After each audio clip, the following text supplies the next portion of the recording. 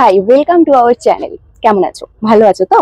আর হাতে গোনা আর কয়েকটা দিন বাকি, আর তার মধ্যেই আমি আজকে কুমোরটুলি থেকে সোজা চলে এসেছি গড়িয়াহাটে প্রশান্ত পালের স্টুডিওতে।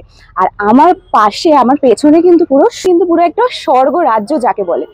আর চলো সেই ঠাকুরগুলো তোমাদের সাথে শেয়ার করি। আনন্দদার স্টুডিওতে এসে প্রথমে যেটা আমার চোখে পড়লো, মা কিন্তু শাখাপালার সাথে হাতে রুদ্রাক্ষ পরা আর গলায় কিন্তু নীলকণ্ঠের মালা দেওয়া, আর সেটা কিন্তু পুরোটা কিন্তু মাটি দিয়ে তৈরি আর অসাধারণ একটা মূর্তি এখানকার আর্টিস্টরা তৈরি করেছে। আর এখানে দেখো মা পুরো অন্ন দান করছে, কোনো রুদ্র মূর্তি নেই।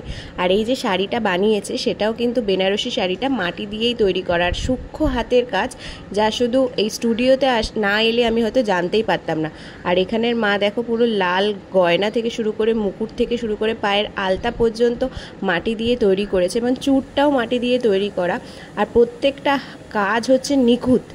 আর প্রশান্তদার স্টুডিওতে এলে যেটা না বললেই নয়, সেটা হচ্ছে আমরা প্রত্যেকেই একটা সাবেকি ঠাকুরকে চোখে দেখতে পারি। এখন যত ঠাকুর বেরিয়েছে কিনা, সাবেকি ঠাকুর ছোটোবেলা থেকেই আমরা দেখে আসছি, আর এর লাস্ট ফিনিশিং কিন্তু প্রশান্তদাই করে।